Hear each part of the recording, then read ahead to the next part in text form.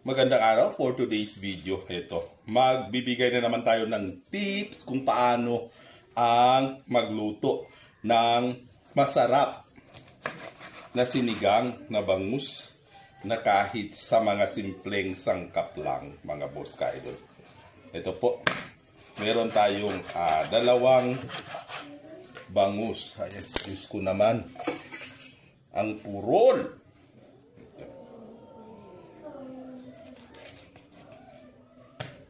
Pagkasyahin natin sa ating pamilya, mga boss ka-idol.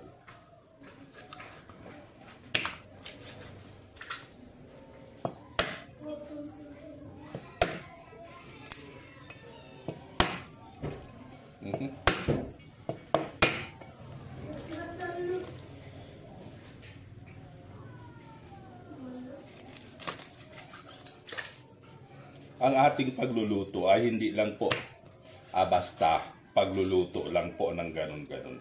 Yung ginagawa po natin ay yung ating pamamaraan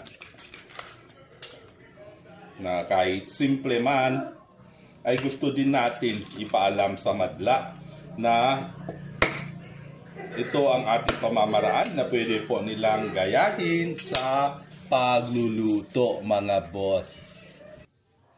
Ayan. Gasan na po natin itong ating bangus, mga boss.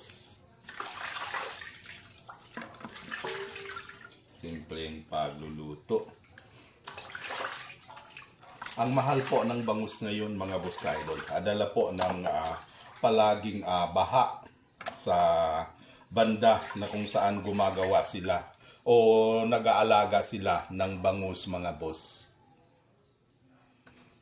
Kaya yung mga alaga nilang bangus ay nakawala sa kanilang mga fish pan. Kaya ayun, kinukulang tuloy ang bangus. Asin na po yun, tapos ito na po yung ating suka, mga boss ka-idol. Suka po ang gamit natin. Mamaya istin na natin pag maglagay po tayo ng ordinaryong pangpaasin. Din ito na po yung luya at saka bawang. Ay, bawang, sibuyas. Hindi pala tayo gagamit ng bawang pag ganito. At syempre, maglalagay na rin po tayo ng pampalasa. Yan natin na po siyang isasalang, mga boss.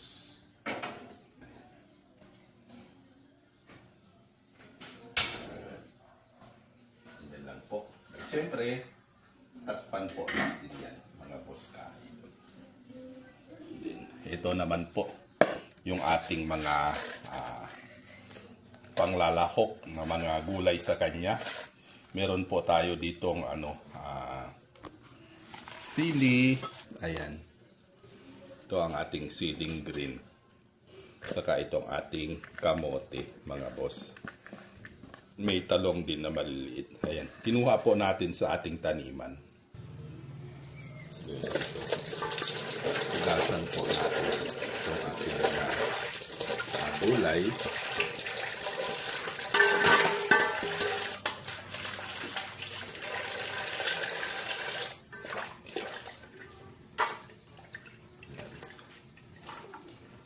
Para ilalagay na lang po natin mamaya pag tayo ay maluto na yung ating ulam. Ito po.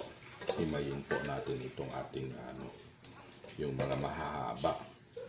Ngayon po is talbos ng kamote naman po ang ating gagamitin sa ating sigang, mga boss ka-idol. Ayan. Siyempre, hugasan natin.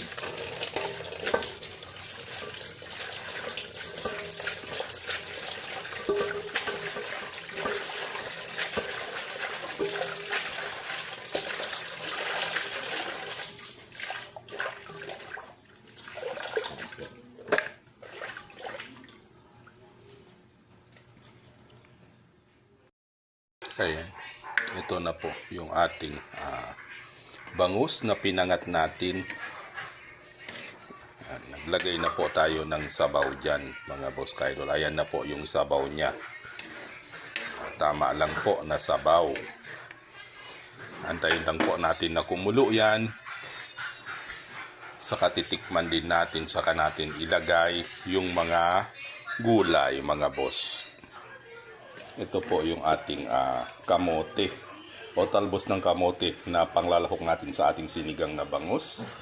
Ito naman yung ating talong na maliliit. Ayun, sira na pala yun. Ito lang po ang ating gagamitin, sili at saka talong. Ayan, fast forward po tayo mga boss ka-idol.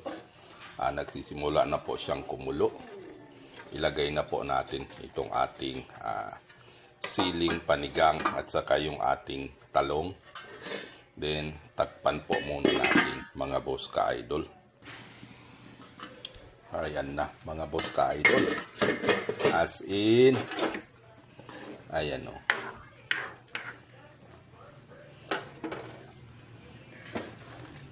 Medyo luto na po yung ating sili at saka talong. Ilagay na rin natin itong ating kamote, talbos ng kamote.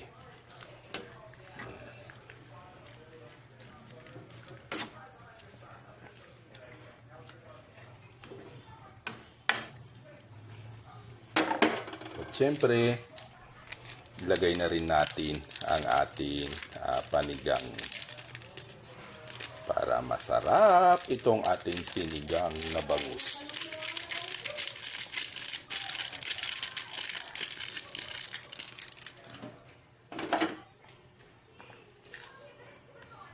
Ayan o.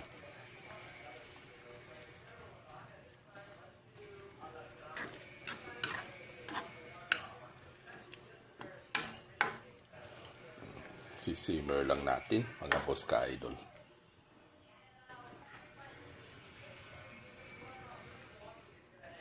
Siyempre, tikman po natin.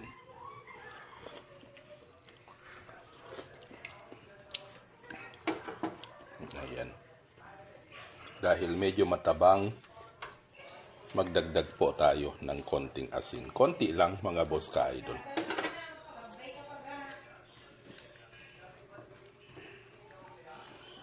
Ayan.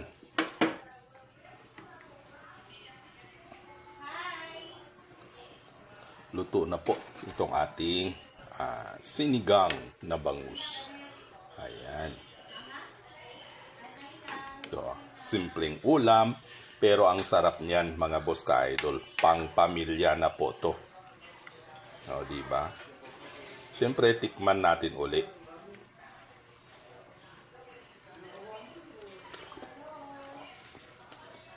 Wow, sarap po niya mga boss ka-idol. Hanggang dito na lang po. Maraming salamat sa pagpanood. Magandang araw mga boss ka-idol.